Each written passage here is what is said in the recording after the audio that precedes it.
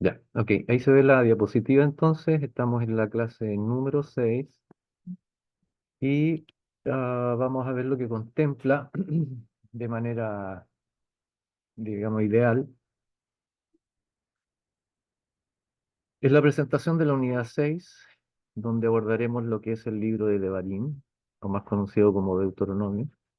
Vamos a ver algunos aspectos introductorios ah, que contemplan una evaluación resumida del libro y dentro de esto lo que es el análisis literario, la estructura del libro, géneros literarios, contenido teológico, tanto vétero como neotestamentario, es decir, ah, el enlace que se produce, por supuesto, entre el Nuevo y el Antiguo Testamento, desde una perspectiva teológica, ya desde una, no hablamos de una perspectiva teológica, hablamos, digamos, un poco más allá de lo que evidentemente nos presenta el texto, más bien es una idea elaborada, ¿cierto?, a partir de una reflexión a partir de un estudio, como quiera usted llamarle, algunos más espirituales le llaman revelación. Eh, Sin embargo, yo no le llamaría tan así porque si no, bueno, no habrían errores en las teologías, pero sí hay detalles en ella. Así que más bien es producto de una reflexión, la teología. Pero es una idea ya que viene, digamos, más o menos estructurada y en ese sentido también o en base a eso se analiza también el contenido de la literatura bíblica, ¿ya? Por otro lado, diversas opiniones, vamos a contemplar un poco la tradicional y la crítica con respecto al libro. Y por otro lado, cosa que quizás es un extra, vamos a considerar muy poquitas cosas con respecto a la geografía. Esto es súper importante porque generalmente no se habla de esto, porque pareciera estar de más en muchos casos. Pero es importante que nos ubiquemos o tengamos por lo menos una especie de figura de dibujo mental, ¿ya? Cuando llamarle mapa, ¿cierto? Mental, eh, y se confundan ustedes con otras materias, sino que es una especie de dibujo, de idea de más o menos en qué lugar estamos, ¿ya? Porque si yo pregunto qué tipo de clima, por ejemplo, se vive en el Medio Oriente, donde ocurrieron todas estas cosas, seguramente usted me va a decir, entre otras cosas, el desierto. Claro, porque acabamos de ver un libro donde muchas de las situaciones, como lo fue Número, se desarrollaron dentro del desierto. Ahora yo pregunto qué tipo de desierto, y capaz que a usted la imagen que le venga inmediatamente a raíz de que vivimos en Chile y que en el norte tenemos gran parte del territorio eh, denominado desierto, quizás sea un lugar seco, bueno, entre paréntesis acá la maravilla de que el desierto florece, eso es algo exclusivo, ¿no es cierto? Una bendición para Chile. Pero en general la figura que tenemos de un desierto es algo, digamos, llano, sin mayor vegetación ni arboleda, ¿cierto? Sin embargo, cuando hablamos del desierto en el Medio Oriente, es distinto, ¿ya? Eh, no son necesariamente lugares secos, no, también hay lugares en donde hay bastante verde y hace que son lugares habitables de todas maneras, no es un lugar donde necesariamente hay que ir a sufrir. ¿Ya? El Señor los iba a llevar, recuerden ustedes, a la tierra donde fluye leche y miel. Y eso hablaba de recursos eh, materiales, como lo son, digamos, la posibilidad de hacer agricultura, de criar ganadería, de cultivar, de proveerse el agua y todo lo necesario para la vida. Así que esa es más o menos la figura. Por eso es bueno hacer un alcance, por lo menos no muy en detalle, aunque podríamos hablar toda una clase de la geografía, pero solamente unos indicios, unas indicaciones. Ya también vamos a ver eso. Bien, por supuesto yo siempre digo esto en términos ideales, porque a veces no alcanzamos a tocar algunos otros temas por el factor tiempo, ¿ya? Pero esto es lo que contempla por lo menos la clase número 6 dentro del plan de conocimiento. Lo que sí vamos a leer harto, ¿ya? Porque más allá de dejar pautas, en realidad quise dejar bastante lectura. Así que prepárese mi hermana Alejandra, que está por ahí, que siempre tiene buena voluntad para ayudarme a leer. Eh, si está muy complicada me avisa, pero voy a recurrir a su ayuda, hermanita. A ver si nos vamos turnando ahí en la lectura, ¿ya? Bueno, lo primero, estamos frente al libro de Devarim, ya el quinto libro de lo que ha sido esta maravillosa asignatura o módulo, el Pentateuco, ¿cierto? O la Torá. Y comenzamos este libro que es uno de los más especiales. Bueno, son todos lindos, son todos maravillosos. Es palabra del Señor. Y aunque diga una sola palabra, si viene del Señor, viene con bendición. Así que cada una de las expresiones que Él le reveló a Moisés y quedaron escritas son una bendición para nosotros.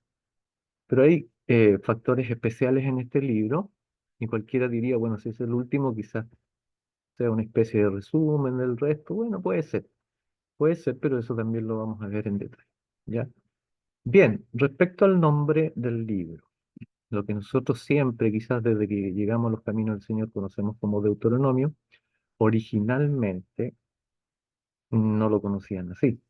¿Ya? A ver, voy a leer un poquito aquí. Dice, el primero de estos títulos se ha hecho corriente en la iglesia cristiana, el título de Deuteronomio, por la traducción dada por la Septuaginta. Cuando ustedes vean este número, ¿ya? LXX se refiere a una sigla que se refiere a la versión griega de la Biblia. Antes de la versión griega, antes de que el pueblo de Israel fuera tomado, digamos, cautivo por Nabucodonosor y tuviera toda una influencia helenística por parte de los griegos, ah, donde a través de esta influencia fue no solo el Israel, sino que casi todo el mundo influenciado culturalmente por Grecia. Y eso incluye la política, la religión, la sociedad, ¿ya? También Israel fue afectada en alguna medida y los efectos los sufrió, por ejemplo, lo que era la antigua versión bíblica llamada de los Masoretas, ¿ya? Y esta, bueno, fue traducida al griego y resulta que cuando se traducen las escrituras ocurren varias cosas, entre ellas tratar de encontrar una palabra que se pueda, digamos, adecuar al mismo significado de la fuente, ¿ya? Y ahí es cuando ocurren algunas diferencias. Entonces, cuando nosotros hablamos de Deuteronomio, que, digamos, entendemos que el significado de esa palabra ya nos está sugiriendo lo que hay en el libro. El significado de esa palabra es repetición de la ley. Nomio es ley, deutereo es algo así como al lado de la ley o una repetición o eh, más bien está como ajustado al entender que es algo paralelo, ¿ya? Entonces, como una repetición de la ley, quedémonos con esa idea, ¿ya? Eso así, el nombre del libro lo traducen tanto la Septuaginta y la Vulgata, que es la Biblia, digamos, católica romana, ¿ya? Y el tema es que se basan, para ponerle este nombre, se basan en una perdón, sobre lo que dice el capítulo 17 verso 18 del mismo libro.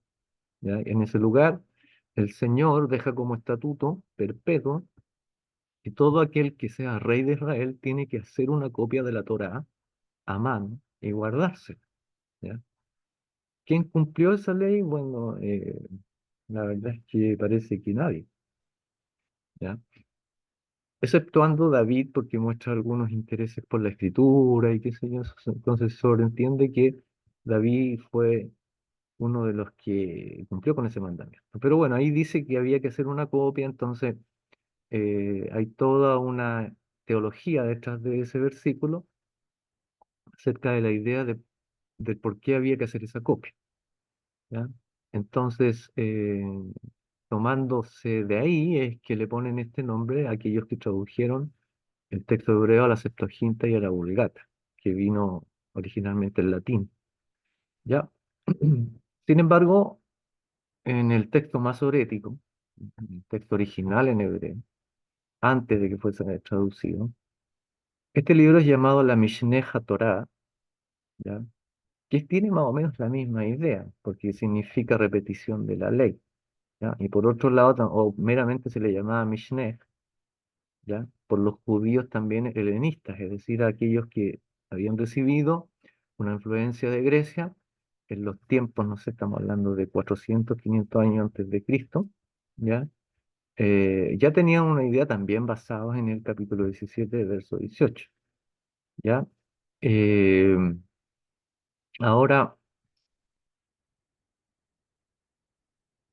se habla de que se puede perfectamente decir que esta es la repetición de la ley, estamos hablando Éxodo Levíticos principalmente, porque el objetivo que muestra Moisés en el contenido, al repetir algunas leyes, es dejar este conocimiento a las nuevas generaciones que hasta este minuto, recordemos, ubiquémonos geográficamente, ellos están en Moab. ¿Sí? Se acordarán de lo que pasó con Balaán, lo que explicamos la semana pasada, ¿cierto? Que el rey Balac, el rey de Moab, con otros muchos, aunque eran enemigos, se pusieron de acuerdo para combatir contra Israel y para eso habían contratado a Balaam, para que maldijera a Israel. Todo eso lo hablamos la semana pasada. Entonces ellos estaban ubicados en Balaam, un poquito más arriba del Mar Muerto, perdón, del Mar Rojo, llegando ya casi al Mar Muerto. Eh, entonces, estas generaciones, que son nuevas, ¿ya?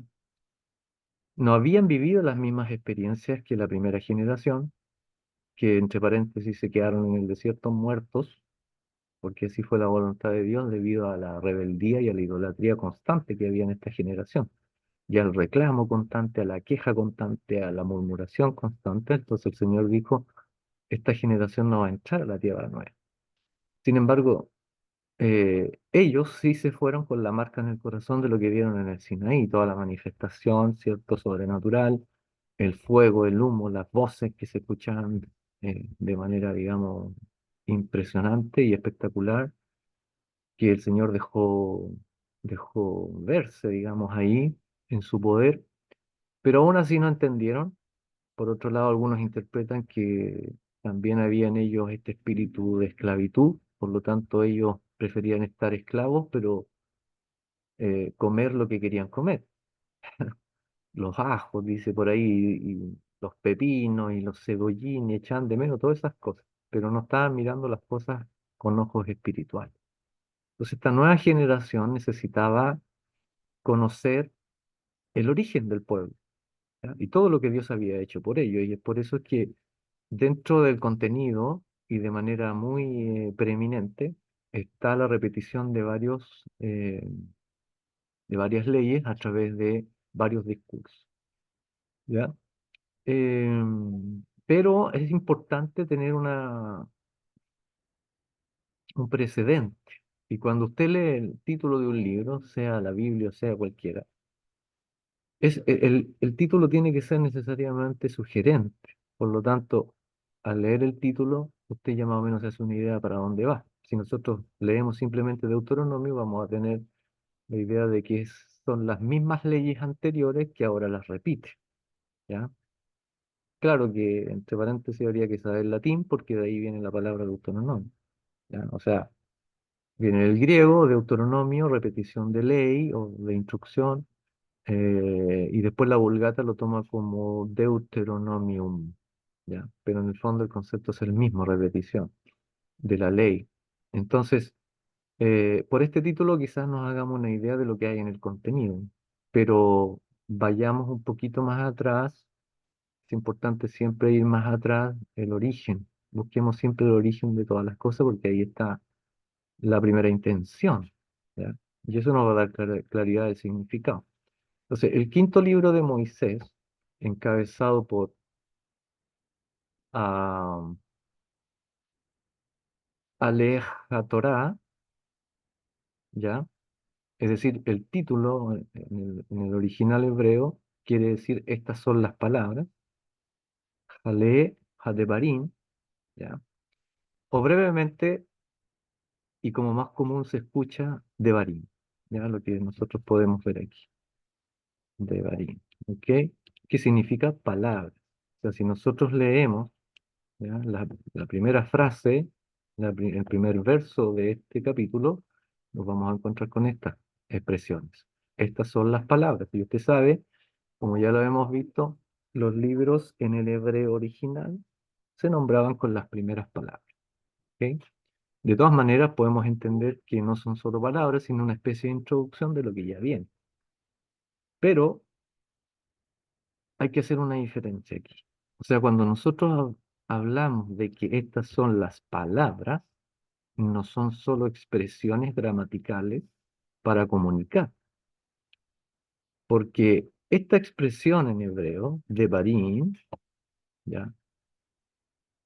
Que quiere decir palabras, tiene un significado superficial, así tal cual, que desde ya, digamos, podemos entender que se pueden extraer varias ideas. O sea, lo primero es que si las habló Moisés en el nombre del Señor, ya son importantes.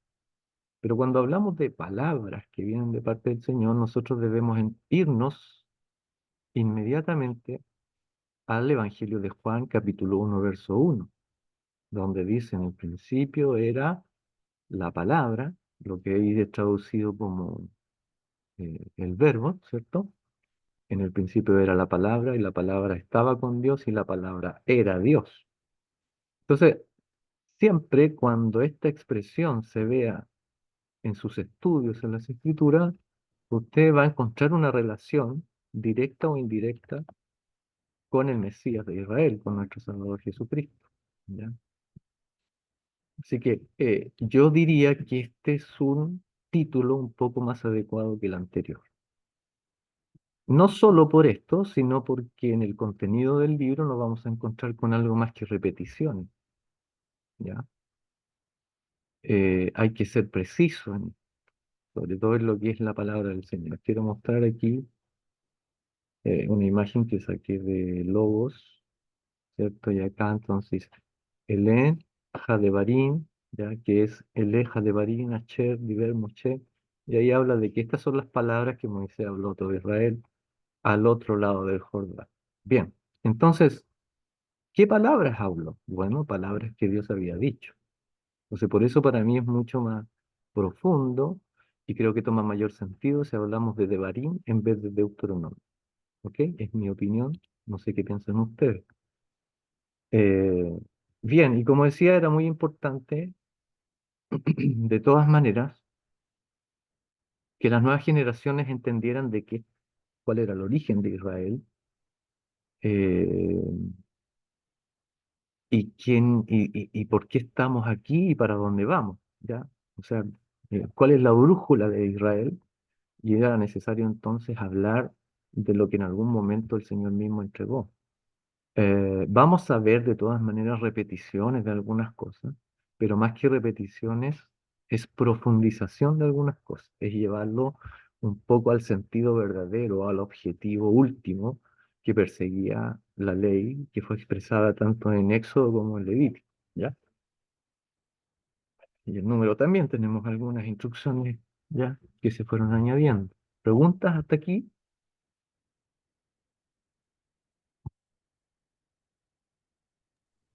No, hermano. Ok. Pasamos a la siguiente diapositiva, a ver si alguien me puede avisar si se ve.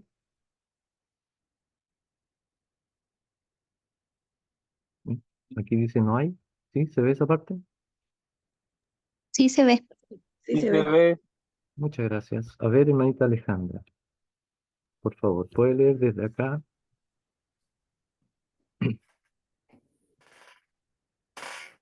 ¿Leer la empezada? Sí, desde aquí de las letras blancas hacia abajo, por favor. Dice, ¿acaso puedo ver o puedo leer? Si le dificulta mucho leer, avíseme. No, no, sí está bien. Ya, ok.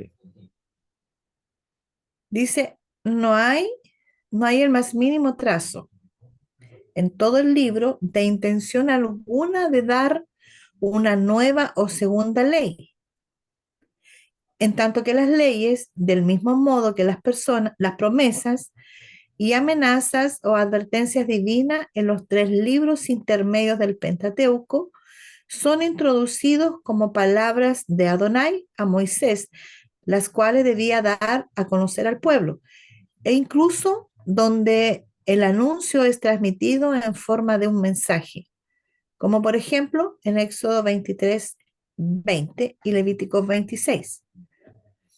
No son habladas por Moisés en su propio nombre, sino habladas por Adonai a Israel por medio de Moisés. El libro de Deuteronomio, con la excepción de los capítulos 31 al 34, no contiene más que palabras dirigidas por Moisés al pueblo, con la intención, como afirma expresamente en el capítulo 1, versículo 5, de explicar la ley al pueblo. Ok. Entre paréntesis va grabar. Sí, claro, les voy a explicar eso. A ver, ¿qué es lo que primero dice el texto? A ver, voy a volver a la...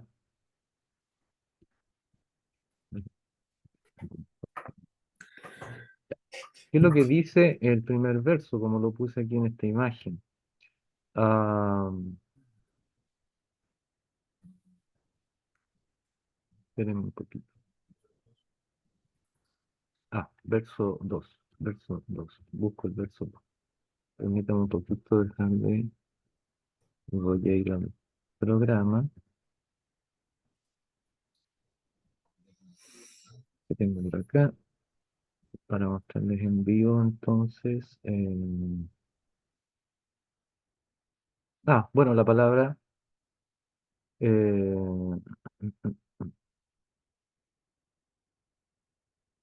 capítulo 1 verso 2. Capítulo 1 verso 2. Perdón, a ver. Ay, ¿por qué se me olvidó?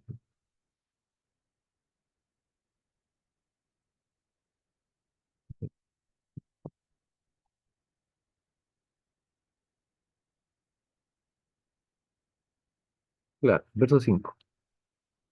Y voy a mostrar esto, voy a... un poquito. Ah, claro, en algunas palabras, ya en algunos lados yo soy más específico y porque es importante, ya para ir, digamos, tejiendo desde ya una idea, desarrollando, digamos, una idea que es importante y que va a contribuir, digamos, a la conceptualización en general de lo que son no solo el Pentateuco, sino que toda la Biblia. Aquí dice entonces que comenzó al otro lado del Jordán a hablarles y comenzó Moisés y en las versiones dice, resolvió Moisés declarar esta ley diciendo. Ahora, esa palabra declarar en el hebreo original viene de la palabra baar, que quiere decir aclarar, ¿ya? O sea, que la intención de Moisés al hablar de lo que ocurrió en el pasado con las generaciones que salieron de Egipto y todo el trayecto desarrollado en el desierto es aclarar ahora, en este libro, durante este tiempo y a través de una serie de discursos, aclarar, es eso, ¿ya? Es decir, dilucidar a qué se refería el Señor, no solo con lo que se vivió, digamos, bajo esas circunstancias, sino cuando Él habló, ¿ya? Cuando Él entregó los 10 mandamientos, a qué se refería, ¿ya? Cuando Él entregó, no sé, leyes, por ejemplo, que tenían que ver con la la purificación o todo el proceso de purificación de los leprosos, o la purificación de los que tenían fluido de semen, o cuando la mujer estaba en menstruación, o cuando estaba en la cuarentena. Todo eso tiene un propósito aún más profundo y más escondido. Entonces, cuando hablamos de que Moisés iba a declarar, estamos hablando de este concepto que sale aquí en el versículo 5, Baar, que también puede ser incluso traducido como grabar. Fíjese usted que hay algo mucho más lindo y hermoso que simplemente leerlo. Hay que ir un poquito más allá y va a descubrir que en realidad hay una intención un poco más profunda. Entonces, ¿cuál era la intención de Moisés al hablar en esta situación a través de una serie de discursos? Aquí en el libro de Deuteronomio, ¿cierto? Era grabar lo que se conocía como la ley. Ahora, nosotros en algún momento hablamos en vez de ley, hablamos de instrucción, ¿ya? Porque cuando hablamos de ley, como que se produce en nosotros ese prejuicio inconsciente de que es una obligación, ¿ya? Sin embargo, hemos entendido que a través de toda la palabra que Dios entregó a Moisés, más bien el Señor expresó su amor, ¿ya? Ah, porque obviamente el Señor los escogió, así como a nosotros, y a través de su palabra el Señor transforma nuestras vidas y nos está haciendo aptos cada día para algún día encontrarnos con Él, vivir en santidad para Él, ¿ya? Entonces, en el fondo, esto más que una ley es una instrucción, es una educación, es una formación de nuestro corazón, ¿ya? Preparándonos para el encuentro con Él. Bien, espero que así se entienda y que quede muy clara esa idea. Siga leyendo, mi hermanita, por favor, acá abajito, definición, por buscar una expresión que pueda definir el libro, ¿ya? Adelante, por favor. Definición. Es el libro de Barim, es una descripción, explicación y aplicación de los contenidos más esenciales de la revelación de las leyes del pacto, dando un énfasis prominente al principio espiritual de la ley y su cumplimiento, y con un desarrollo mayor de la organización eclesiástica, judicial, política y civil, la cual tenía el propósito de servir como fundamento de la vida y el bienestar del pueblo en la tierra de Canaán. Gracias, hermano. B, espero que a través de esa definición de lo que podemos encontrar en el libro de Deuteronomio o de Barín, nos quede un poquito más claro, ¿ya? Entonces, en el fondo es una descripción. Ojo, que antes el Señor a través de Moisés entregaba una ley, pero no siempre sabíamos cómo aplicarla, ¿ya? Entonces estaba ese vacío, cosa que ah, también vieron los contemporáneos a Moisés y se preguntaban cosas, o sea, y a raíz de esto, podían haber muchas especulaciones, como por ejemplo, bueno, si la prescripción estaba en que nosotros debíamos guardar el día, el Shabbat, y como los días comenzaban en la tarde, bueno, se guardaba entonces desde la tarde del día viernes hasta la tarde del día sábado, ¿cierto? Cuando se escondía el sol. En el día sábado ahí terminaba Shabbat. Ok, y desde ahí comenzaba lo que se llamaba el primer día de la semana. Ahora, ¿qué era lo que se consideraba un trabajo, por ejemplo? ¿Ya? Obviamente en el Shabbat no se podía trabajar, ni el Israel, ni el natural, ni el extranjero, ni el dueño, ni el nadie, ni el alemán, nadie, ¿ya? Pero resulta que, ¿qué es lo que era trabajo? Porque si a mí, por ejemplo, les voy a poner un ejemplo bien básico, de pronto a mí eh, se me quedó una herramienta en el fondo de al lado y tengo que caminar como 500 metros. Si no la voy a buscar ahora, se me va a perder, ¿ya? No sé, una idea. Si yo voy para allá y vuelvo, son 500 metros dividido, perdón, multiplicado por 2, son 1 kilómetro. Esa caminata se consideraba o no trabajo, y con este tipo de problemáticas llegaban a Moisés. O sea, yo me imagino, hermano, ¿ya? Porque eran preguntas naturales, porque la ley estaba prescrita, estaba ahí, digamos, frente al conocimiento de todos, pero no había un detalle de eso, ¿ya? Entonces, ¿qué era lo que se consideraba trabajo? Y de ahí, bueno, uno podía especular, o sea, uno podía decir, entonces ya, hagamos una cosa, pongámonos de acuerdo nosotros, ¿ya? Y digamos que el que camina 1001 pasos ya transgredió el Shabbat y eso se considera trabajo, por lo tanto, obviamente no cumplía con la ley, ¿ya? No, tenía que haber, digamos, también un poco más de claridad y eso es lo que íbamos a ver también en Deuteronomio. No necesariamente respecto al Shabbat, pero sí a otras cosas, ¿ya? No sé si se entiende. Entonces, en el libro de Deuteronomio vamos a encontrar descripciones, explicaciones y aplicaciones, o sea, cómo yo aplico el, ¿cómo se llama? El mandamiento, ¿ya? Entonces, bueno, obviamente en esta aplicación del cómo, ¿cierto? Y en esta explicación nosotros vamos a ver en mayor dimensión lo que era la revelación del pacto, ¿ok? Y además se daba el énfasis hacia lo que había detrás de la ley o detrás de la instrucción, ese aspecto espiritual que le llamamos nosotros, ¿ya? Y que hoy en día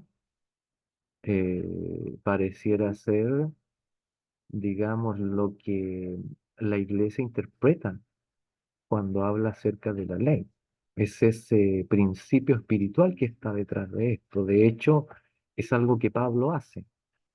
El tema, el tema aquí, el problema, aparte de una interpretación quizá un poco, ¿cómo se llama esto? Subjetiva, ¿ya? El tema es que ahora ya nadie quiere hacer cosas físicas porque ahora todo es espiritual, pero no es tan así, ¿ya? Lo vemos en Pablo interpretando, por ejemplo, aspectos que parecieran ser tan básicos dentro de las estipulaciones en las leyes. Por ejemplo, él saca el caso del buey que trilla. No pondrás bozal al buey que trilla. Y ahí explica él y dice, ¿acaso Dios tiene cuidado de los bueyes? No, lo que quiere decir esa ley, decía Pablo, era que el obrero es digno de su salario. O sea, mientras el compañero, mientras la compañera, o como nos llamamos hoy en día hermanos, esté trabajando y sea un aporte, también hay que ayudarle con respecto a el área material. Pero Pablo lo desprende de una ley que aparentemente hablaba de los animales. Entonces, dentro de la aplicabilidad o las posibilidades de aplicabilidad en la ley, hay muchos principios, ¿ya? Obviamente, por temas de tiempo no nos vamos a abarcar todos, pero sí vamos a ver detrás de algunas cosas y eso nos va a facilitar y nos va a dar entendimiento, ¿ya? Y nos va quizás a quitar un poco esta obsesión por parecer y más bien vamos a enfatizar en ser, ¿ya? Porque, por ejemplo, ahí en Deuteronomio, casi ya el último, se habla de que el hombre no debe usar ropa de mujer, ni la mujer usar ropa de hombre. Y de ahí se han tomado últimamente para decir que va a satanizar toda la vestidura, ya que usan los hermanos, y de ahí tenemos toda una reglamentación dentro de la iglesia, incluso hay mucho prejuicio, hoy la hermanita se pone pantalones, hoy no usa falda. ¿Y quién dijo que había que usar falda? Ah, pero es que ahí en Deuteronomio dice que la mujer no debe usar ropa de hombre, pero ahí no dice eso, hermano, ¿ya? Vamos a llegar a ese versículo, eso no dice la Biblia, ¿ya? Ahí, bueno, la interpretación está sobre la base de la traducción, pero vamos a ir un poquito más allá al hebreo original y vamos a ver qué quiso decir, ¿ya? Ok, entonces, ¿qué es lo que nos va a mostrar a nosotros el libro de Deuteronomio? Bueno, lo que hay detrás de lo que aparentemente se ve, ¿ya? Y eso es tremendamente espiritual, o sea que lo espiritual, hermano, no es de la iglesia, no, por no, sí, de mucho antes, ¿ya? O sea, había un aspecto espiritual en la ley que no fue cumplida, porque era más fácil cumplir lo que se veía, lo aparente, y no cumplir lo que había en profundidad detrás de la ley. De ahí que ocurre, por ejemplo, que el Señor les dice a los fariseos en ese tiempo, ¿no es cierto? Y a los escribas les dice, se preocupan de dar los diezmos del comino, ¿cierto? Contaban ellos las semillas para poder diezmar, pero se olvidan de lo más importante de la ley, que era la justicia y la misericordia, ¿ya? Entonces, cuando no hay una explicación clara de la ley, vamos a caer en una vida en que solo aparenta cosas, ¿ya? Y le vamos a dar más énfasis a eso, ¿ya? Eh, a que se vean las cosas más que a entender que hay detrás de esto un propósito de transformación del corazón. Para allá apuntaba él, ¿ya? Bien, sigamos avanzando. Lectura, por favor, mi hermanita Alejandra. Desde aquí, Moisés en el Sinaí, por favor. Ya. Moisés en el Sinaí y durante el viaje por el desierto no tenía otro objetivo que este, hacer inteligibles los contenidos de la legislación del pacto a todo el pueblo e imprimirlos en sus corazones, de modo que aquellas leyes que son peculiares del libro no son añadiduras hechas a esta legislación con el propósito de completarla, sino simplemente proveer explicaciones e ilustraciones de su significado por cuanto serían necesarias para las relaciones y forma de la vida religiosa, social y política de la nación en la tierra prometida de Canaán. ¿Sigo? Continúen, sí, por favor. La primera parte del libro, la cual abarca la mayor porción de este, capítulos 1:30, consiste en tres largos discursos que Moisés habló a todo Israel, de acuerdo con el encabezado del capítulo 1:1 al 4, en la tierra de Moab, el primer día del 11º mes, en el 40º año de su éxodo de Egipto. El primero de estos discursos, capítulo 1:6, 4 y 40, tiene el propósito de preparar el camino para la exposición y aplicación de la ley que seguía después. Moisés le recuerda los hechos más importantes relacionados con la historia de sus 40 años de deambular en el desierto, bajo la protección y misericordiosa guía del Señor, capítulos 1:6 y 3:29.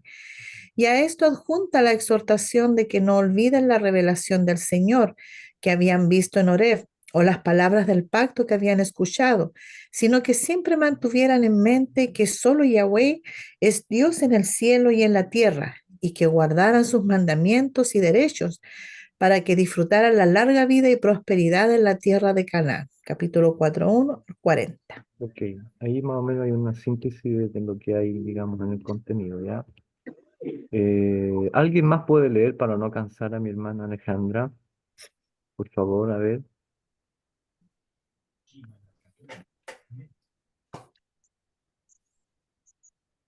Alguien que pueda leer, digamos, que pueda ver bien y que podamos escuchar.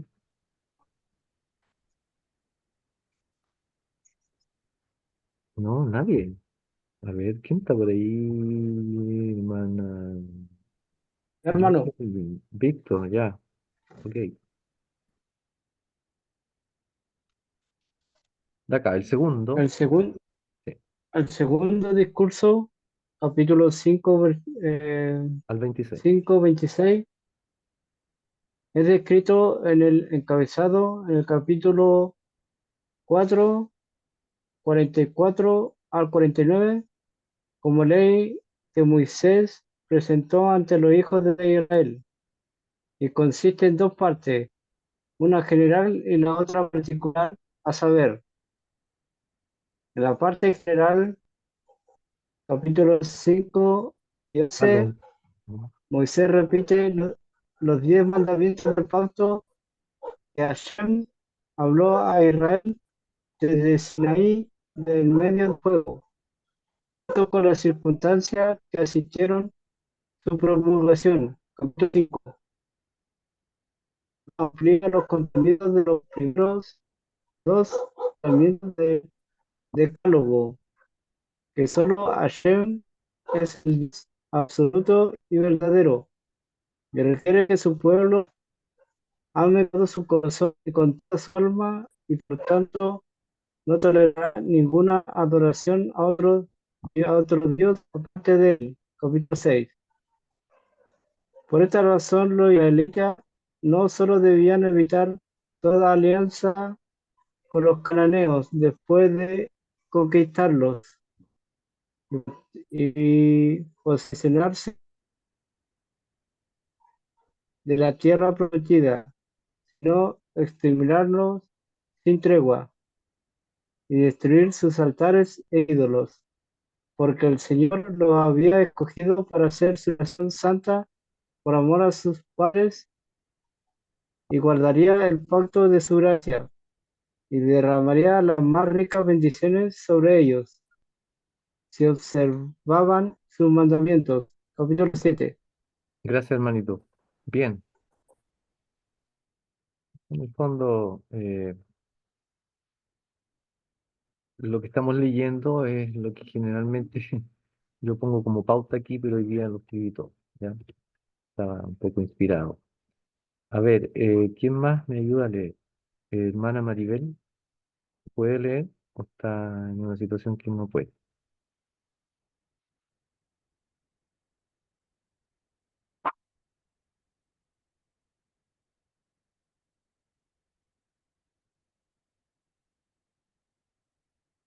Yo puedo leer, hermano. Ya, por favor. Ya. Dice, por otro lado, cuando estuviesen en posesión y disfrutando lo más rico de esta bendecida tierra, debían recordar siempre la tentación, humillación y castigo que habían experimentado sus padres en mano de su Dios en el desierto, para que no se olvidaran del Señor y sus manifestaciones de misericordia en su exaltación. Capítulo 8. Sino que pudieran recordar constantemente que no debían su conquista y posesión de la tierra de Canaán a su propia justicia, sino únicamente a la compasión y fidelidad del Señor, a quien habían provocado repetidamente a la ira en el desierto. Capítulos 9, versículo 1 y capítulo 10, 11. Y que pudieran esforzarse para servirle en el amor y temor verdadero y guardar sus mandamientos para que pudiesen heredar la bendición prometida, y no ser expuestos a la maldición que sobrevendría a los transgresores y adoradores de ídolos. Capítulo 10, 12 y 11, 32. A esto se añade en la parte especial, capítulos 12 al 26, un recuento de las leyes más importantes que todo Israel debía observar en la tierra de su heredad, a saber, Continúe, por favor. Uno. direc- directrices para la conducta de Israel hacia Dios el Señor. Pues, El ejemplo. respe- Por ejemplo, ¿ya? ya. Respecto a la presentación de ofrendas de sacrificio y la celebración de comidas de sacrificio en ningún otro sitio que el elegido por Dios para la revelación de su nombre. Capítulo 12.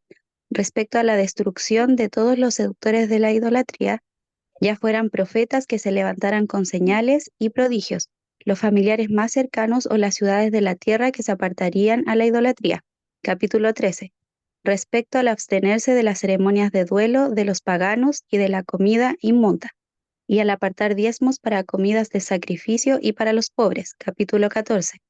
Respecto a la observancia del año de remisión, la emancipación de los esclavos hebreos en el séptimo año y la dedicación de los primogénitos de los bueyes y las ovejas. Capítulo 15. Y respecto a la celebración de la fiesta de la Pascua, de las semanas y de los tabernáculos por medio de comidas de sacrificio en el santuario. Capítulo 16, 1 y 17. Ok, gracias. Bien. Entonces había, de todas maneras, muchas cosas em, que había que, más que repetir, reiterar, ¿ya? A toda esta nueva generación. Tengamos siempre en perspectiva que esto, aunque puede parecer una repetición de lo que encontramos en los libros de Éxodo, Levítico y Número, es más bien algo nuevo para las nuevas generaciones, ¿ya? Ahora, hay cosas que nosotros no tocamos porque, digamos, por tiempo o por otros motivos, que quizás vamos a ver aquí. Por ejemplo, no vimos algunas leyes que tienen que ver con la remisión o con la emancipación o redención de los esclavos. figuran en el libro de Levítico, ¿ya? Pero que ahora sí lo vamos a ver porque es importante, sobre todo dentro del contexto de lo que es la redención a todas las naciones. Bueno, cuando hablamos así, hablamos obviamente sobreentendiendo de los escogidos de las naciones o de los que atendieron el llamado, dependiendo de la posición en la que estén, ¿ya? Eh, bien, por otro lado, número 2, voy a leer un poquito, ¿ya? Para no cansarlos. Número 2, leyes respecto a la organización del Estado teocrático y especialmente a la designación de jueces y oficiales en cada ciudad. Y el juicio de los idólatras y hacedores de maldad en sus formas bajas y altas. ¿Ya? Respecto a la elección de un rey en el futuro y su responsabilidad, de ahí está lo que hablábamos entre las responsabilidades que tenía el rey, ¿ya? Como si no fueran pocas, había una muy importante que era la de que él tenía que hacer durante su mandato una copia de la Torá y tenía que hacerla a mano. ¿Y sabe usted que es un ejercicio que hace tan bien? Pero vamos a llegar a ese minuto y vamos a hablar de eso, ¿ya? Que incluso es recomendable para nosotros mismos. Pero ya vamos a llegar a eso. Y respecto a los falsos profetas y verdaderos, nosotros vimos en algún momento, recuerdo que en Levítico, algunas claridades que debemos tener a la hora de entender si un profeta viene o no viene de parte del Señor, ¿ya? Cosas muy generalizadas, como por ejemplo, si el profeta viene y te dice, Dios me envió, y se cumple lo que el profeta dice, entonces el profeta habló de mi parte. Pero si el profeta habla y no se cumple, no viene de mi parte. ¿Ya? Eso pareciera muy obvio para nosotros. Pero fíjese en el tercer elemento. Dice, si el profeta habla y te incita a caer en idolatría y se cumple lo que él dice, incitándote a serme infiel, ese profeta no es mío, pero yo estoy probando tu corazón. ¿Ya? En otras palabras. ¿Ya? Entonces, de ahí nosotros, ¿qué principio podemos desprender de ahí? A ver si han estado atentos, hermano. A ver, ¿qué principio podemos rescatar de ahí? A ver, hablemos un poquito de esto. No va a ser tan larga la clase porque en realidad, aunque son varias, las diapositivas vamos a ir leyendo y pasando rapidito. Pero, a ver, quiero ver el progreso de la conceptualización en vuestros corazones, amados alumnos. Javerín,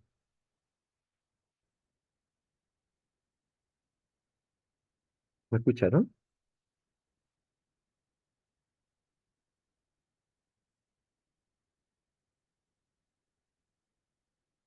¿Lo repito? Sí, por favor, profesor, nosotros tenemos mala señal acá. Ya, bueno, a ver. En el libro de Deuteronomio vamos a ver algunos otros detalles con respecto a cuándo es o no de Dios un profeta, ¿ya? Pero en algún momento, me parece que en el libro de Levítico, vimos tres indicaciones que dio el Señor con respecto al profeta, ¿ya? Y dijo, si el profeta habla en mi nombre y se cumple, es porque yo lo envié. Si el profeta habla y no se cumple, es porque yo no lo he enviado. Hay vanidad en su corazón. Es de presunción habló el profeta. Eso dice la Escritura. Pero si el profeta va y habla como si fuera en mi nombre, pero a ustedes esa profecía los lleva a la idolatría, ese profeta yo no lo envié, pero voy a dejar que suceda para probar vuestro corazón.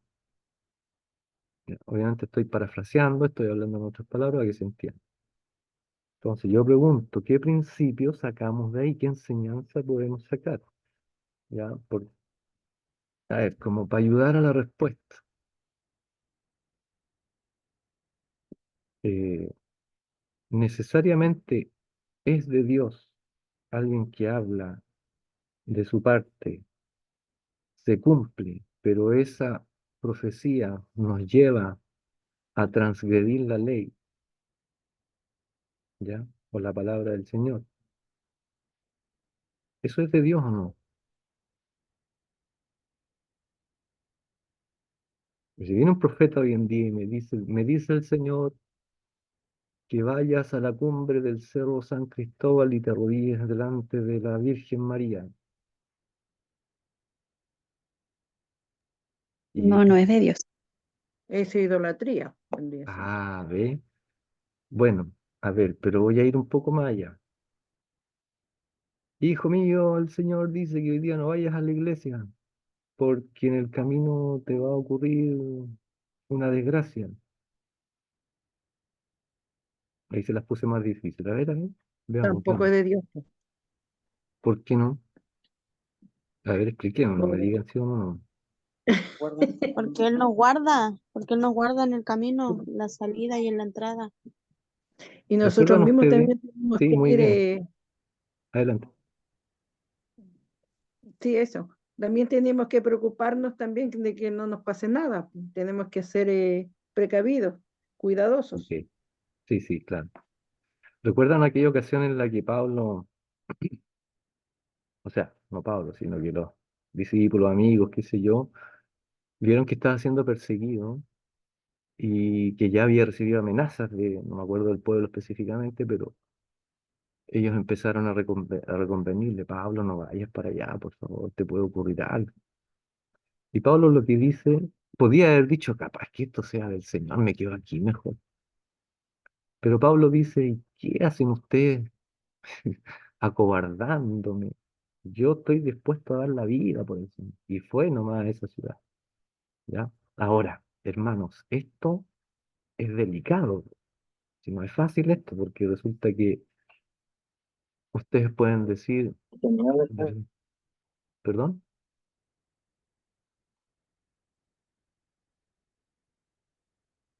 cualquiera puede decir, entonces no es tan así como fija la voluntad de Dios, o sea, o me habla o no me habla, o se cumple o no se cumple, no, si a veces el Señor te va a hablar para ver cómo tú reaccionas. El tema es que aquí hay que estar tan apegado al entendimiento escritural y andar en el espíritu para poder entender ese tipo de cosas, cuando viene o no de parte del Señor, porque cualquiera diría, bueno, estos hermanos que querían prevenir a Pablo de que le ocurriera algo, si eran hermanos, o sea, y quizás estaban hablando en el nombre del Señor, pero Pablo percibió que no, po, ya, porque había algo más profundo en esto, o sea, no porque hayan peligros se va a detener la proclamación del Evangelio. No quiere decir, no quiere decir tampoco, hermanos, que si un día hay tormenta, está nevando afuera y lluvia y caen 150 milímetros en 2 horas, vamos a ir a predicar afuera igual. Eso no quiere decir eso, ¿ya? De ahí viene, claro, lo que decía mi hermana María, hay que ser precavido, hay que cuidarse también, ¿ya? Ah, no llevo nada, rueda de repuesto en el auto, así que bueno, pero el Señor va conmigo, así que, claro, o sea, puede ser, pero si le pasa algo, no le eche la culpa al Señor.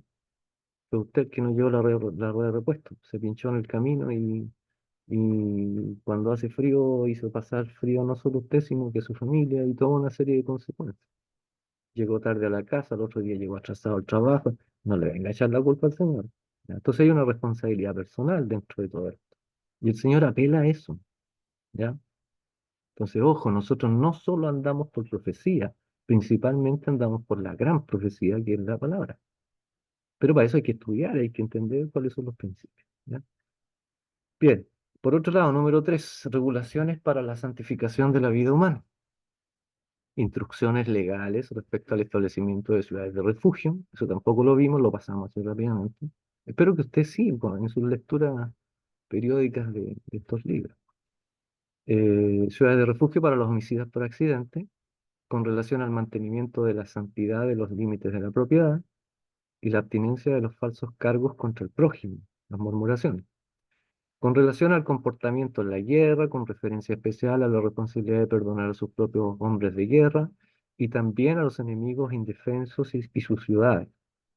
Con relación a la expiación de los asesinatos inexplicables, sobre el trato amable de las mujeres tomadas en la guerra, también hay instrucciones de eso.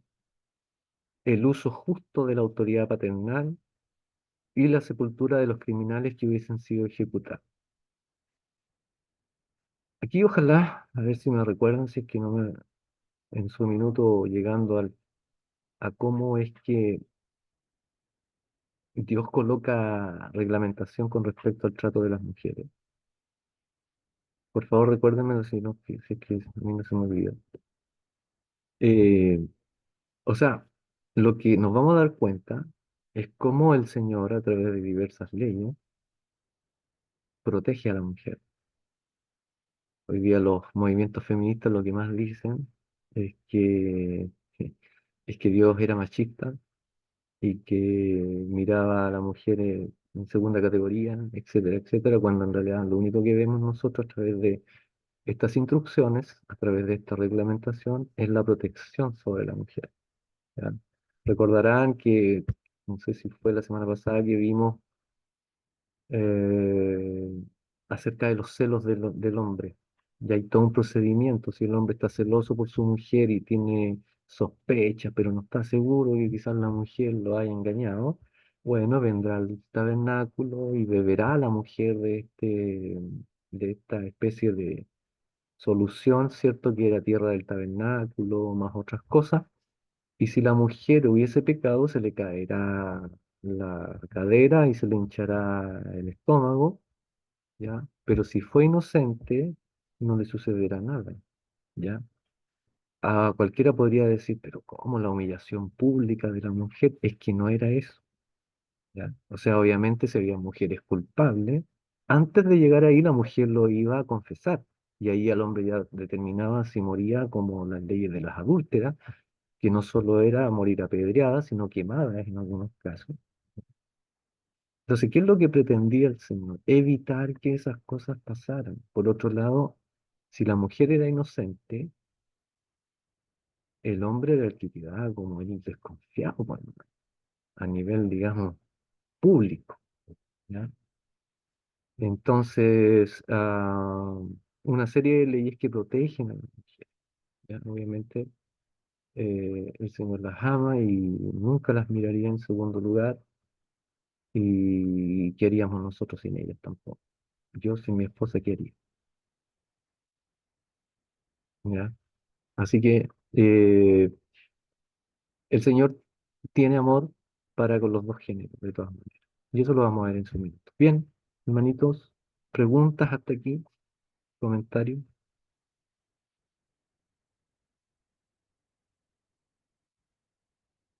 Vamos a leer un... Ah, ya, con esto vamos a terminar la primera parte antes del break. Seguimos en la evaluación resumida del libro, lo que generalmente en una introducción se presenta como una estructura digamos, homilética, ya en general, digamos, un esqueleto de lo que es el contenido del libro. Yo fui un poquito más allá porque en el fondo, ah, para que tuviera más sentido lo que estamos diciendo, ¿ya? Y, y que desde ya vayamos a comprender, ¿ya? Y después no nos detengamos en otras cosas que son más bien anexas, ¿ya? Al contenido en sí. Número 4. La responsabilidad de considerar afectuosamente la propiedad del prójimo y acariciar un temor sagrado para no violar el orden moral y natural del mundo, con varios preceptos para la santificación de la unión del matrimonio, de la unidad teocrática como congregación y también de la vida doméstica y social en todas sus múltiples relaciones. Y finalmente la designación de oraciones de acción de gracia en la perdón, en la presentación de los primeros frutos y los diezmos de los primeros frutos del campo, junto con una amonestación concluyente para que observaran todas estas leyes y preceptos con todo el corazón.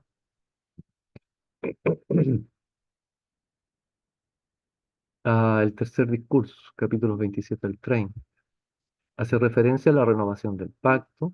Este solemne acto es introducido con un mandato de escribir la ley sobre piedras largas cuando Canaán fuese conquistada y que pusiesen las piedras sobre el monte Ebal, que construyeron un altar allí y después de presentar ofrendas encendidas y sacrificios, que proclamaran de la manera más solemne tanto las bendiciones como las maldiciones de la ley.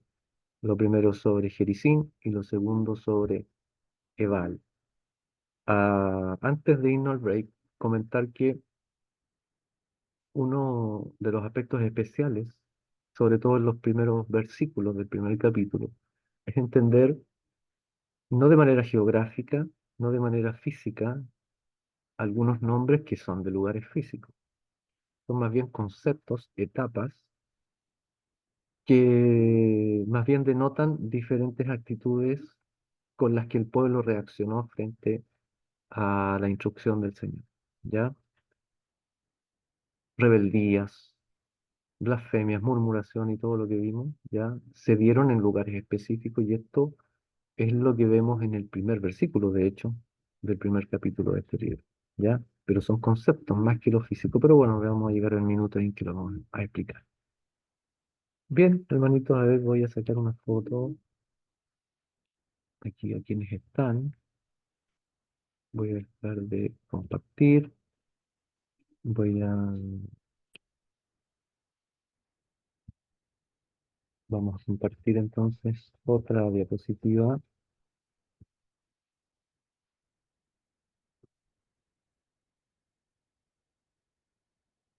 Am, ok, seguiré leyendo. Moisés aprovecha este mandamiento para declarar más plenamente que bendiciones y maldiciones vendrían sobre el pueblo, conforme oyeran o dejaran de oír la voz del Señor. Recordemos que oír no es simplemente, ¿cierto?, activar el oído, como diría un fonoaudiólogo, sino que simplemente, o quizás más profundamente, es obedecer la voz del Señor. ¿Ya? Oye Israel, cada vez que en la escritura se usa esa expresión, quiere decir más que escuchar, es obedecer, oír, ¿ya? Como le decimos de pronto a nuestros hijos, tú me escuchas pero no me oyes, ¿ya? Y algunos hermanos también son así, escuchan pero no oyen. Luego sigue la renovación del pacto que consistía en el hecho de que Moisés repetía una vez más, dirigiéndose solemnemente a toda la Asamblea Nacional, todo lo que el Señor había hecho por ellos y para ellos. Y después de señalar nuevamente las bendiciones y maldiciones de la ley, les suplicó que entraran en el pacto de Hachén su Dios, el cual había concluido con ellos en aquel día, y poniendo delante de ellos bendición y maldición, vida y muerte, para que hicieran su elección. Se fijan que aquí la llamada predestinación no tiene mucho lugar. ¿Ya? La verdad es que el Señor apela más bien al amor del corazón, más allá incluso de lo que podemos decir voluntad, más allá de eso. ¿Ya? Ah, la segunda y mucho más corta porción del libro, que abarca capítulos 31 al 34, contiene el final de la vida y obras de Moisés, la designación de Josué para que introdujera a Israel en Canaán y la entrega del libro de la ley cuando fue completado a los sacerdotes para que los guardaran y leyeran al pueblo en la fiesta de los tabernáculos y el año del jubileo. El canto de Moisés, capítulos 32 del 1 al 47, y el anuncio de su muerte en ese pasaje, la bendición de Moisés y el relato de su muerte.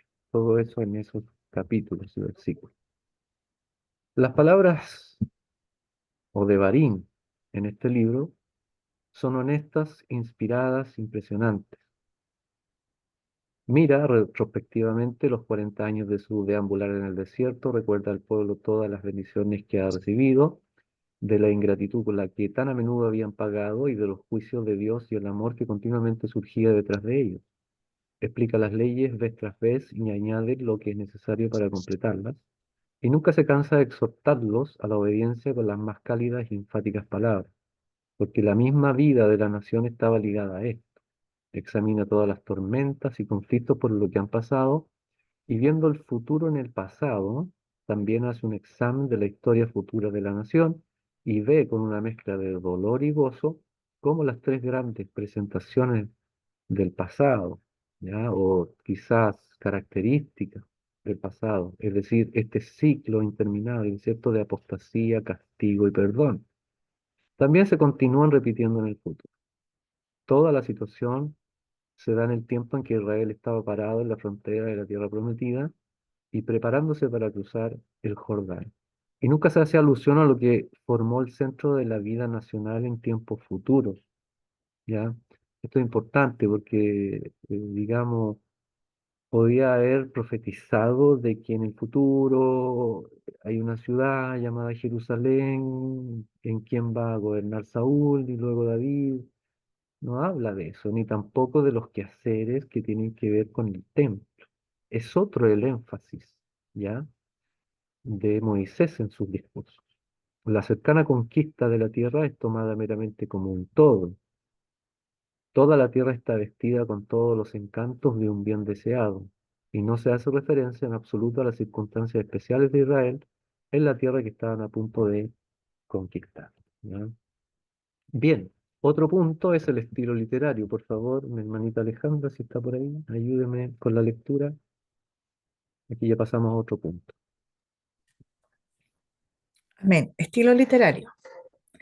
Devarim es íntimo, educativo, exhortativo y el vocabulario usado es sencillo, claro, llano, directo, inmediato. Posiblemente uno de los objetivos de la obra es hacer que los lectores se sientan parte del mensaje. Por esta razón, hay un intercambio continuo entre la segunda persona del singular con la del plural de los pronombres. Por ejemplo, entre el familiar tú y el oficial vosotros, particularmente en Deuteronomio 5.1, 11.32. Se nota en las narraciones inclusive una reiteración que brinda cierto ritmo a los pasajes. Por ejemplo, expresiones como mira, observa, oye. Y además hay un sentido de actualización de las leyes expuestas mediante el uso continuo de la referencia al hoy. Y ese estilo de contextualización de las leyes es una mera literaria de afirmar en el libro que la teología de la salvación y redención nacional supera los Li- linderos del tiempo y los límites del espacio. Exacto. Es decir, estas frases que parecen bien reiterativas aquí, no solo son un hebraísmo, no solo son parte de lo que es el estilo de la gramática hebrea, ¿ya? No solo es un estilo literario propio del hebreo de entonces, sino que hay ciertas frases que nosotros vemos incluso en los libros del Nuevo Testamento, ¿ya? Como por ejemplo, oye, el mismo Señor decía, oye Israel, ¿ya? El Señor Jesucristo. Em, por ejemplo, en el libro a los Hebreos, en el Nuevo Testamento también, ¿ya? Ahí repite, por ejemplo, si oyereis hoy su voz, no endurezcáis vuestros corazones. Y cuando está usando esa frase el escritor de Hebreos, se produce algo muy especial, que es tan propio, no solo del pueblo de Dios, sino que del lenguaje con el que se comunica el mismo Señor, que es esa dualidad de tiempo, ¿ya? Ese hoy significaba una cosa aquí en el tiempo de Moisés y va a seguir significando lo mismo no solo en el Nuevo Testamento, en los tiempos de los primeros creyentes, sino que hoy sigue significando lo mismo. Porque esta palabra tiene esa particularidad, o sea, si viene de Dios, es una palabra eterna con poder y fuerza en todo tiempo. ¿Ya? Entonces, hoy en día un incrédulo abre la Biblia y dice que lee ahí, si oyeres hoy su voz, no endurezcáis vuestros corazones, algo le pasa al incrédulo. ¿Ya? Dios cuando le quiere hablar, esa palabra le va a llegar, diciendo que fue una palabra dictada milenios antes, ¿ya? Así que no es solo un tema de estilo literario o parte de la gramática de Israel, la verdad es que la palabra de Dios tiene vida, ¿ya? Como Él es eterno, su palabra también, sin duda. Bien, ¿qué importancia tiene el Deuteronomio? A ver, hermanita Jocelyn, por favor, ¿pueden leer? Sí, dice, a ver, este libro desempeñó un papel importante en la historia y la religión de Israel. El Código Deuteronómico fue la norma para juzgar las acciones de los reyes de Israel. Al descubrirlo en el templo, su lectura despertó un gran avivamiento en el año 621 a.C. No sé qué significa JC, Segunda de Reyes, sí, que está, o antes de Jesucristo, ¿cierto? sí, Ya. Segunda de Reyes 22. Era la base de las exhortaciones de Jeremías y Ezequiel. Los judíos escogieron el gran pasaje 6, 4 y 5 como su credo o declaración de fe. El Nuevo Testamento se refiere y cita Deuteronomio más de 80 veces. Parece que era uno de los libros favoritos de Jesús, pues lo citaba muy a menudo. Por ejemplo, citó versículos de Deuteronomio para resistir al diablo en su tentación. También la profecía acerca del profeta que se... Que sería Jesucristo, ¿sí? Gracias, hermanita. Bien, obviamente Deuteronomio fue, digamos, trascendente. ¿Por qué? Porque Deuteronomio no solo repitió ciertas verdades y las profundizó, ¿ya? Sino que también es un resumen de algunas instrucciones que fueron dadas tanto en el Éxodo como en el Levítico y en Número, ¿ya? Entonces, de aquí es que no solo la monarquía, sino que también los profetas repetían y basaban sus mensajes, ¿ya? Es decir, los reyes aplicaban, por ejemplo, justicia, ¿ya? Al igual que los jueces, en base a la legalidad de Deuteronomio. Eh, en el caso de los profetas, ellos citaban palabras del Deuteronomio para también entregar sus profecías al pueblo. Y bueno, la gran maravilla es que el mismo Señor no solo usaba el Deuteronomio para recordarle en sus exhortaciones a los oyentes la palabra de Dios, sino que también a la vez confirmaba lo que para él era la palabra de Dios. Ojo, porque en ese entonces, en el tiempo de Jesús, también habían otros escritos, como lo que conocemos como ley oral, que era la interpretación de los libros escritos, ¿cierto? Pero para el Señor, la palabra de Dios era lo que había en Deuteronomio, en los salmos y en los profetas, ¿ya? Así que ese es el canon del Señor, ¿ya? Y les doy ese tips porque resulta que el Señor, claro, obviamente Él confirma con su venida y con la interpretación correcta que Él le da a las Escrituras, confirma lo que es palabra de Dios, digamos, en sus inicios. Cuando el Señor revela todas estas palabras, se las entrega a Moisés para que Moisés se las reparta al pueblo, ¿ya? Entonces, por ejemplo, a los judíos recitaban el Shema, ¿ya? Oye Israel, Hashem o Adonai, ¿cierto? Yuhei Bajei, las cuatro letras del nombre del Señor. eh, Nuestro Dios uno es, ¿ya? Es el Shema, ¿cierto? El famoso Shema de los judíos, también el Señor lo repitió, y eso no sale ni en el Éxodo ni Levítico Número, sale en Deuteronomio, ¿ya? Entonces, cuando al Señor le preguntan cuál es el principal mandamiento, lo que él cita es eso, el Shema, que sale en Deuteronomio 6 4 y 5, ¿ya? Cuando le preguntan, Señor, ¿cuál es el más importante de los mandamientos? Y él dice, oye Israel, Hashem nuestro Dios, Hashem uno es, ¿ya? O sea, había que entender que había un solo Dios por sobre todo otro llamado Dios. Eso es el primer mandamiento para nosotros, ¿ya? Porque el Señor lo dijo. Pero era algo que se venía repitiendo desde Deuteronomio, ¿ya? Por lo tanto, Deuteronomio tiene una importancia trascendental eh, aún sobre lo que conocemos como iglesia, que en el fondo es el mismo pueblo de Dios de siempre, ¿ya? Eh, bien, algunos aspectos, bueno, perdón, estamos en algunos aspectos introductorios del libro, entre ellos, ¿cierto? Acabamos de ver una especie de resumen de la estructura y también lo que es un punto de vista literario. Pero si queremos hablar de fecha, composición, quizás también contemplar o considerar alguna crítica al libro, ¿ya? Que obviamente es también sano considerar algunas críticas, ¿ya? Porque el Señor nos dio inteligencia para pensar para juzgar, para diferenciar. Por eso también no seamos cerrados en esto. Aceptemos que de pronto hay gente que no comprende las cosas como nosotros y va a tener un punto de vista. Y que lo exprese es una cosa. Obviamente nosotros tenemos nuestras formas de defendernos, ah, pero hay gente que, por ejemplo, es especialista en, no sé, arqueología, en, ¿cómo se llama? En la otra especialidad también que se dedica mucho a la crítica literaria. eh, Se me olvidó en este minuto, ¿ya? Ya me voy a acordar.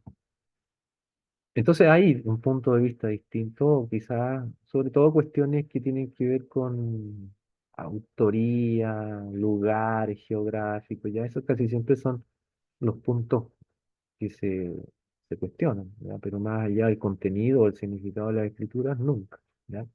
Bien, el libro de Deuteronomio a menudo se denomina la piedra fundamental de toda la hipótesis documental del Pentateuco. O sea, sobre este libro hay toda una crítica llamada la hipótesis documental.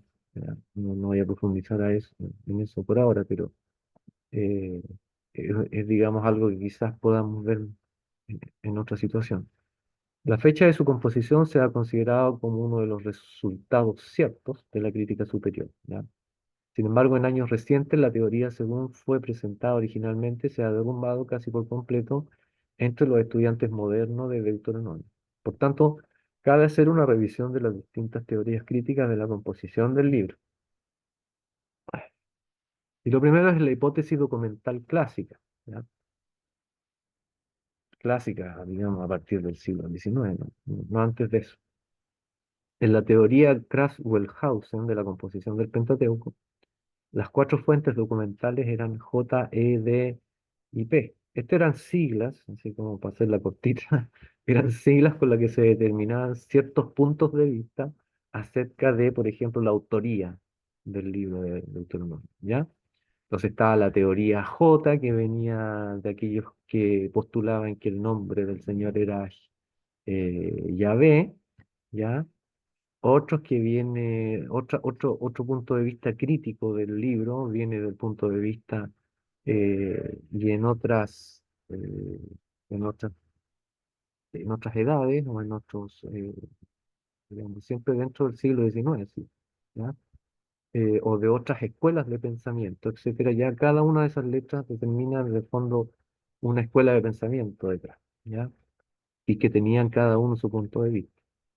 El documento D comprendía la mayor parte del Deuteronomio. En el año 18 del rey Josías de Judá, ya se dice entonces que podía haber sido la fecha de confección de este libro. ¿Ya? Esa es una postulación, ¿ya? Sin embargo, el libro derechamente está hablando de tiempos mucho más antiguos, ¿ya? Esto cuando se refiere a ciertas cosas, a la salida de Egipto y todo eso, se está refiriendo a otro tiempo y no al tiempo de Josías. Josías es del año 600, no más antes de Cristo, ¿ya? Después de o previo o alrededor de lo que fue la cautividad en Babilonia por parte de Nabucodonosor. Pero los hechos narrados en Deuteronomio son mucho anteriores, ¿ya? Sin embargo, el documento D, ¿ya? Es decir, a partir de la crítica de esta escuela que representaba la letra D, decía y postulaba que en realidad la autoría vino después de los tiempos de Josías, ¿ya? Ah, porque los obreros que estaban refaccionando la casa de Jehová encontraron el libro de la ley. Cuando se leyeron al rey, se rasgó las vestiduras en reconocimiento de que su pueblo había estado desobedeciendo las palabras de este libro. Comenzó entonces un avivamiento religioso. Esto está narrado en Segunda de Reyes 22 al 23. Por otro lado, ya en tiempos de Jerónimo, ¿ya? Siglos cuarto después de Cristo, se creía que el libro hallado aquí por Edras, ¿m? Era Deuteronomio. Entonces, a ver, para aclarar, aquello que postulan desde un punto de vista crítico, que este libro, Deuteronomio, fue hecho en el 600 antes de Cristo, ¿ya? Eh, Dicen que es a raíz del libro que encontró Edras ya cuando volvieron de la cautividad, ¿ya? Pero que después fue reeditado, eh, y que se le añadieron cosas por aquí y por allá. Y después, en el año 400 después de Cristo, Jerónimo, que era, digamos, uno de los padres de la iglesia, llamado de esa manera, ¿ya? Dice que en realidad el libro que encontraron, claro, podía haber sido Deuteronomio, pero ya terminado, ¿ok? O sea que de alguna manera, desde los tiempos de Moisés hasta Esdras, el libro en algún lugar quedó guardado, pero después cuando Esdras y Nehemías restauran al pueblo después de la cautividad por Babilonia, encuentran este libro que ya estaba hecho, terminado. Entonces ya ahí hay dos puntos de vista. Por otro lado, en 1805, eh, Whitty hizo uso de la erudición crítica para demostrar que Deuteronomio procedía de una fuente que no aparecía en los primeros 4 libros del Pentateuco. Databa del siglo VII y por tanto era posterior a los documentos J y E de Wheelhouse. Hacia fines del siglo XIX, estaba convencido de que las reformas de Josías fueron provocadas por líderes religiosos contemporáneos que a fin de promover estas reformas elaboraron el libro de la ley, ¿ya? Y que lo sepultaron en el templo. Entonces, hay una serie de teorías, ¿ya? Con posterioridad fue descubierto y como supuestamente databa del tiempo de Moisés, dio impulso a las reformas. Algunos eruditos estaban convencidos de que el libro de la ley comprendía Deuteronomio 12 al 26, otros que abarcaba solo los capítulos 5 al 26, ¿ya? Y que después fue editado y añadido y arreglado, y qué sé yo. Entonces hay eh, varias postulaciones ahí, varios puntos de vista. Eso es lo que es la historia clásica de la crítica. Voy a hacer un resumen para ir adelantando, ¿eh? Por acá que puse ya. ¿Cuál es la situación actual con respecto al punto de vista crítico del libro? Como muchas cosas en la vida, no existe el consenso entre los eruditos en la actualidad, ¿ya? Los eruditos críticos centrados en la forma del texto literario han llevado a un número cada vez mayor de eruditos a reconocer en Deuteronomio elementos de bastante antigua data. Es decir, que pudiese ser del tiempo en el que el libro aparentemente habla. Es decir, hace debiese ser por lo menos 1500 antes de Cristo, ¿ya? Entonces, por ciertas características del texto, lugares, no sé, la forma de vida, ¿ya? El no, por ejemplo, aludir en el texto a una situación posterior que podría haber sido, por ejemplo, no sé, nombres como Jerusalén o haber nombrado un rey como David, qué sé yo, o Salomón. Entonces se entiende que todavía no pasaban a esa etapa, todavía no llegaban ahí, sino que se habla constantemente de cosas, lugares de entonces, 1500 años atrás, ¿ya?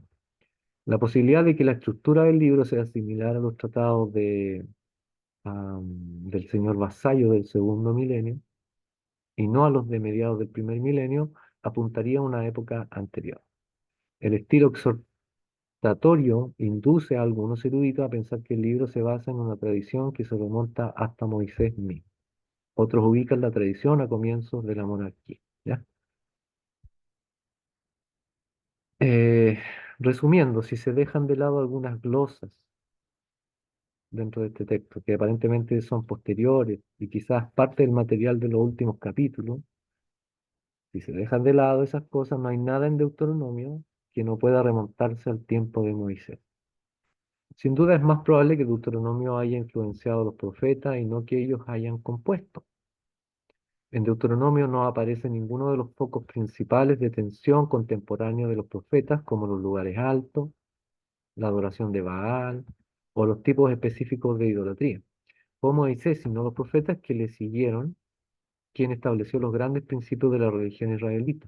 Los profetas desarrollaron esos principios y los aplicaron a los problemas espirituales y morales de su época, ¿ya? Es decir, si Deuteronomio se hubiese escrito en el año 600, como algunos dicen, Entonces hubiese hecho de alguna manera alusión, no sé, al rey David o a los reyes que caían en idolatría, ¿ya? Pero no, no lo nombra, ni tampoco lugares específicos eh, que habían después, digamos, del tiempo de David y de los reyes y de los profetas, ¿ya?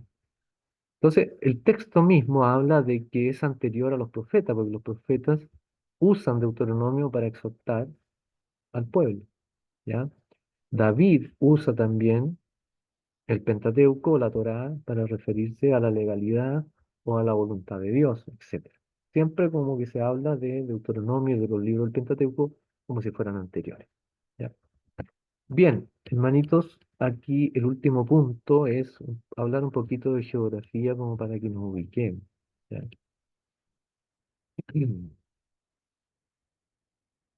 Entonces, a ver, vamos a mirar un poquito este mapa para que nos ubiquemos.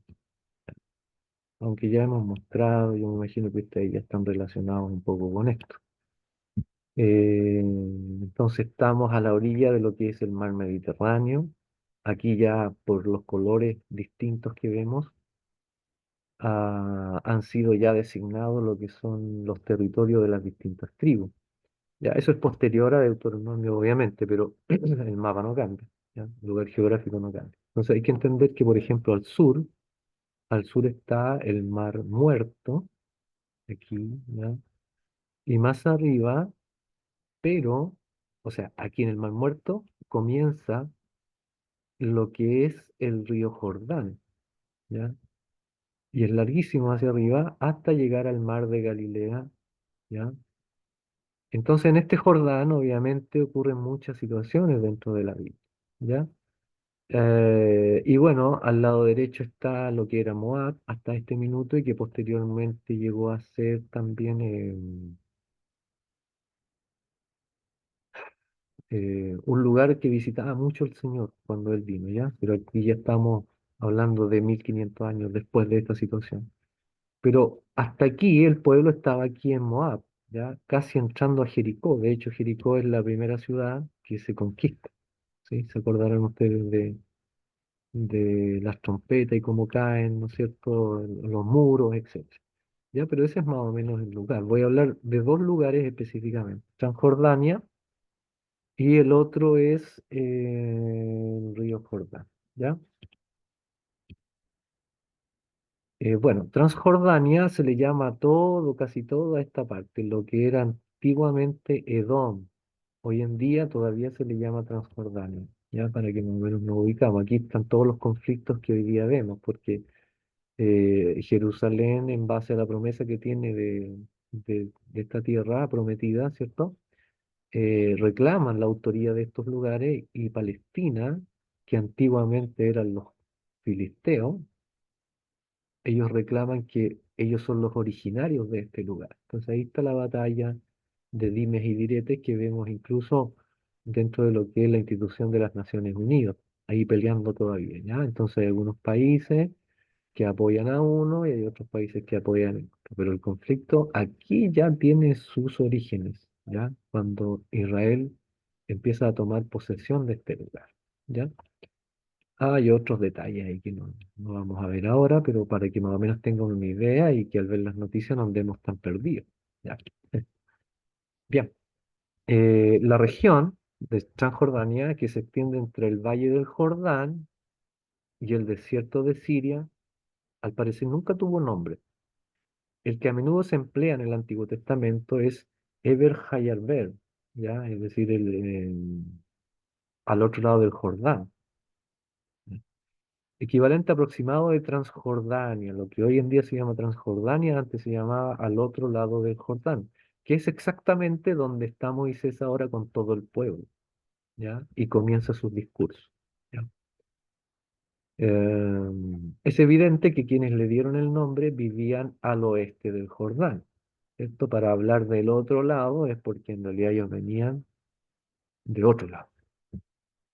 Perea, Perea, ese es el lugar que antes se llamaba al otro lado del Jordán, ¿ya?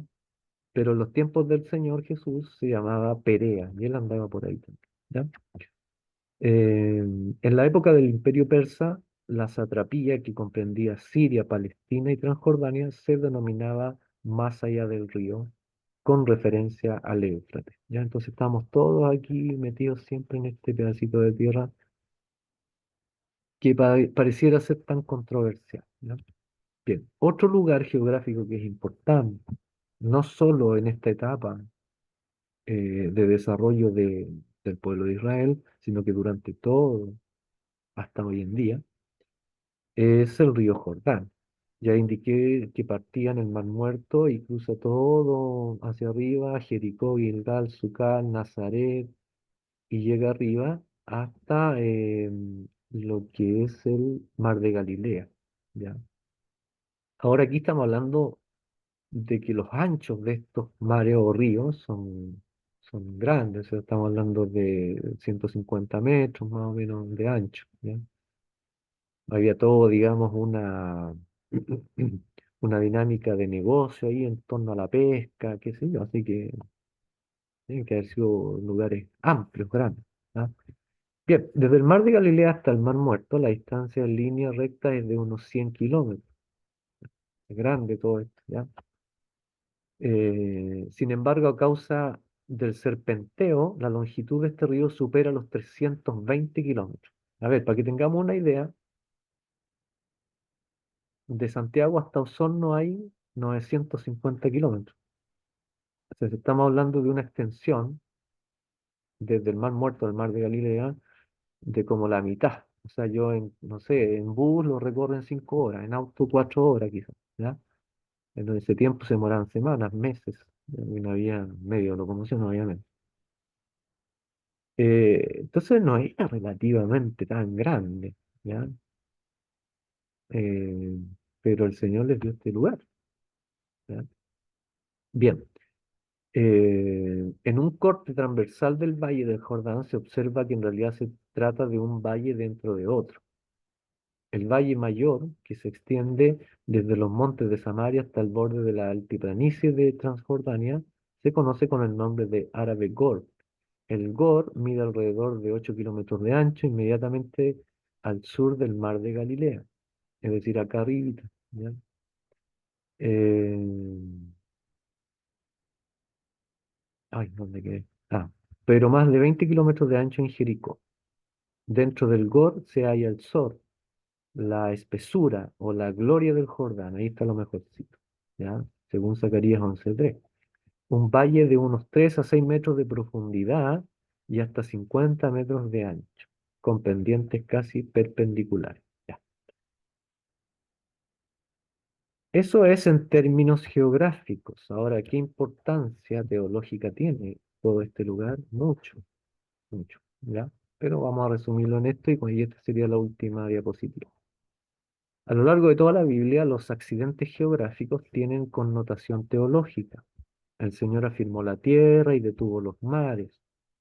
Hizo que la tierra diera frutos o envió el hambre. Envió la lluvia o las retuvo. Si no enviaba la lluvia temprana, el suelo no estaba listo para la siembra. Si no enviaba la lluvia tardía, es decir, en los últimos meses, ¿ya? Los frutos no maduraban. Dios envió el viento arrasador del este a las devastadoras plagas de langosta. Fijó los límites naturales. Todos los ríos van al mar y éste no se llena. El Señor afirmó las montañas, llevó a las naciones de un lugar a otro, tomó a Israel de Egipto, a los filisteos de Castor y a los arameos del Kir. Quizás el significado teológico de la geografía se comprende mejor en relación con la lucha de los profetas de Hashem contra el culto de Baal y otros dioses. Cuando los israelitas llegaron a la tierra, entraron en contacto con la religión cananea, una forma de naturalismo centrada en Baal. Aquí hay un tema no solo de apropiación por parte de estos países que estaban llenos de maldad y que ya habían llegado al colmo delante de la presencia del Señor, por lo cual el Señor también levanta el pueblo de Israel para hacer justicia y dice raer a estos pueblos, ya extinguir a estos pueblos, no a todos, porque algunos los perdonó el Señor, pero extinguir la mayoría de estos pueblos por la maldad que llegaba a su colmo. Ahora, otro aspecto que hay que considerar es que quizás tal vez como hoy hay lugares geográficos apoderados por parte de Satanás, ¿ya? Si usted se fija, hermano, no es casualidad hoy en día que casi en todas las montañas, los montes, haya, si no una virgen, un crucifijo católico. Usted sabe que detrás de cada ídolo hay un demonio, ¿ya? Entonces en estos lugares también, y es por eso que el Señor en algún momento se presenta como el Shaddai, el que está sobre las montañas, el Todopoderoso, más poderoso que los dioses de las montañas, ¿ya? Porque había lugares, como los llamados lugares altos, donde se hacía adoración a los ídolos. Entonces, tiene mucho que ver el tema geográfico, ¿ya? El Señor habla, digamos, de manera espiritual o alegórica de, por ejemplo, vivir en un valle y después en una montaña, o sea, pasar por valles de sombra y de muerte. ¿Me entienden? Que hay un significado simbólico detrás de esto. Por eso yo quise traer un poco de entendimiento de la geografía. ¿Ya? El agua, por ejemplo, siendo simbolismo, si es agua limpia es símbolo de la palabra, si es mar es símbolo de multitudes o de gentiles, etcétera. Todo tiene una simbología, además de mostrar Dios su poder a través de los elementos naturales. ¿Ya? Bien, espero que se haya entendido lo que vimos hoy. No sé si alguien tiene alguna pregunta, algún comentario, voy a dejar de grabar, ¿no?